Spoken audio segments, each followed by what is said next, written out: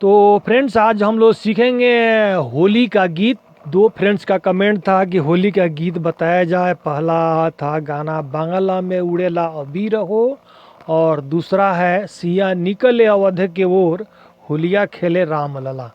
तो दोनों जो होली का गीत है एक साथ में बजाना सीखेंगे, बहुत ही आसान है। और पहले थोड़ा म्यूजिक के साथ इसको आनंद लेंगे, फिर आप लोग को स्टेप बाय स्टेप बताऊंगा ताकि आराम से आप लोग इसको बजा सकें और होली का आनंद ले सकें। तो गाना जो है यहाँ से शुरू होगा। बांगला में उड़ेला अबीर हो,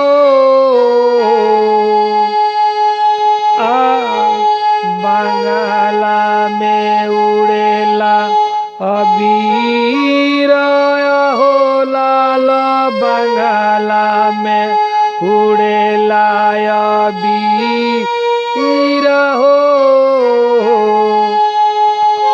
आहो बाबू, आहो बाबू कुंवर सिंह तेगावा बहादुर, बांगला में उड़ेला अबीर हो।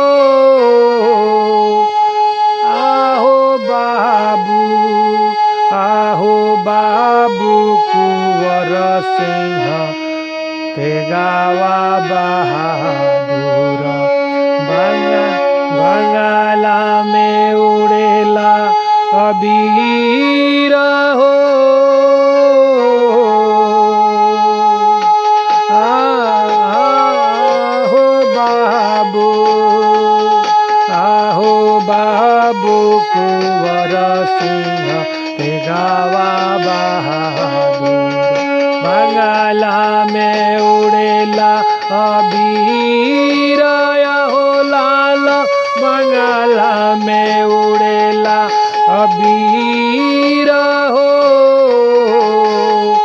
आहो बाबू, आहो बाबू कुंवर सिंह तेगावा बहादुर, बांगला में उड़ेला अबीर हो।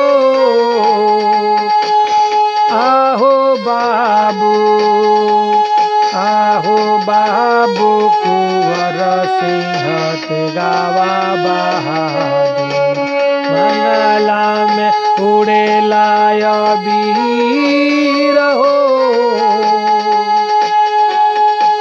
अब इसीलिए दूसरा भी है। सिया निकल अवधवा के ओ, रहोलिया खेले राम लाला, राम लाला हो, घनश्याम लाला। सिया निकल अवधवा के ओ, रहोलिया खेले राम लाला, राम लाला हो, घनश्याम लाला। सिया निकल अवधवा के ओ, रहोलिया खेल राम लाला। एक ओरिया होलिया खेल राम लक्ष्मण, एक ओरिया होलिया खेल राम लक्ष्मण।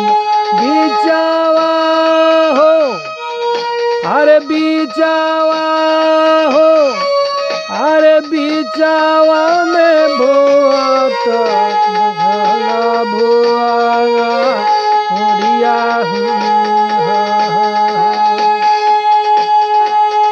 सिया निकल अवधवा के ओ, रहोलिया खेल राम लाला, राम लाला हो, घनश्याम लाला। सिया निकल अवधवा के ओर, होलिया खेल राम लाला। तो स्टॉप करते हैं। अब इसके बाद जो है हम लोग स्टेप बाय स्टेप देखते हैं इस गाना को। बहुत ही आसान है बजाना ये गाना। यहाँ से चालू करना है। बांग्ला में उड़ेला अबीर हो। फिर देखिए, बांग्ला में उड़ेला अबीर हो। आहो बाबू, आहो बाबू कुंवर सिंह तेजावा बहादुर। बांग्ला में उड़ेला अबीर हो। आहो बाबू, आहो बाबू कुंवर सिंह तेजावा बहादुर। बांग्ला में उड़ेला अबीर हो।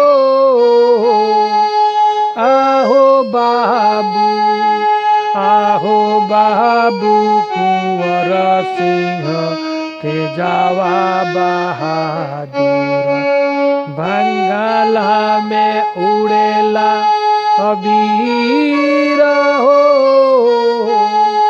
इसके बाद दूसरा है, सिया निकले अवधावा के ओर। सिया निकले अवधावा के ओर।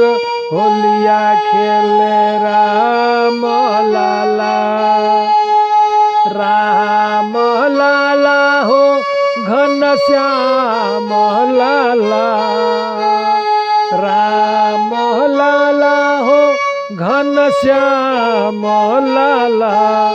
सिया निकले अवधावा के ओर। होलिया खेले राम लाला। एक ओरिया होलिया खेले राम लक्ष्मण। एक ओरिया होलिया खेले राम लक्ष्मण।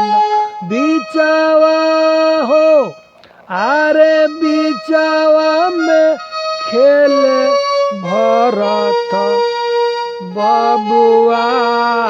न होलिया खेले राम लाला।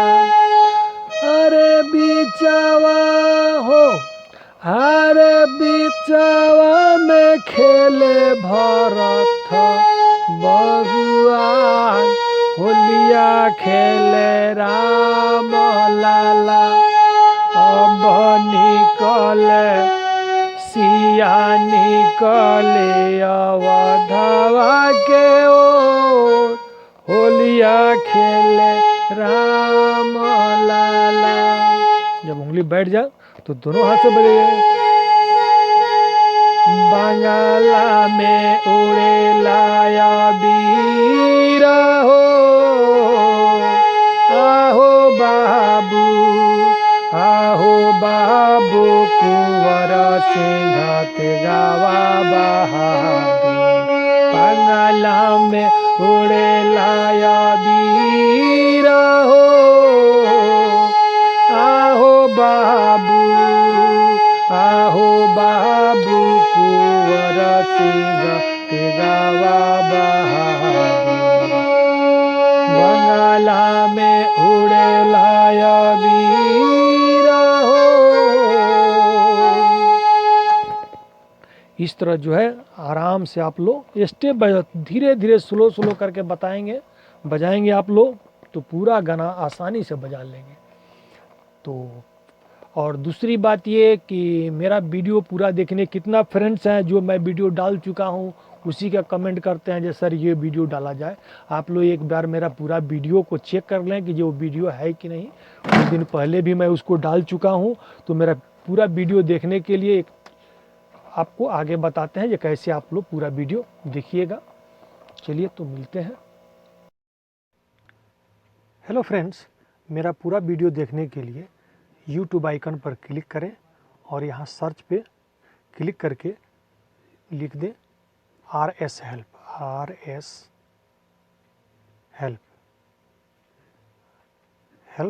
और इसके बाद यहाँ पे जो है ये सर्च वाला बटन पे क्लिक कर दें तो ये मेरा चैनल आ जाएगा सबसे ऊपर।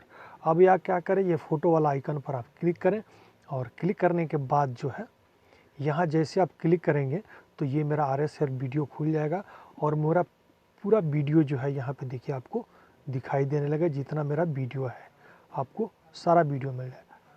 ये वीडियो इसलिए मैं पहले आप लोगों को बता रहा हूँ, कुछ फ्रेंड्स कमेंट करते हैं सर ये गाना भेजिए, जबकि वो गाना मैं पहले ही डाल चुका हूँ। तो आप लोग जो है ऐसे करके यहाँ पे एरो पे या ये एरो पे आप क्लिक करेंगे, इसके बाद जो है सारा वीडियो आप लोग को यहाँ मिलेगा। नहीं तो वीडियो पर यहाँ पे जैसे आप क्लिक करेंगे इस वीडियो पे तो फिर वीडियो पे भी जा कर के आप पूरा मेरा वीडियो देख लीजिएगा। उसके बाद यहाँ पे जैसे क्लिक कीजिएगा, क्लिक करने के बाद जो है ये थोड़ा एडवर्टाइज आएगा और ये ऐड आने के बाद जो है आपको स्किप कर देना है। यहाँ स्किप कर देने के बाद आप मेरा गाना को पूरा सुनिए और सुनने के बाद से यहाँ नीचे की तरफ आइएगा और वहाँ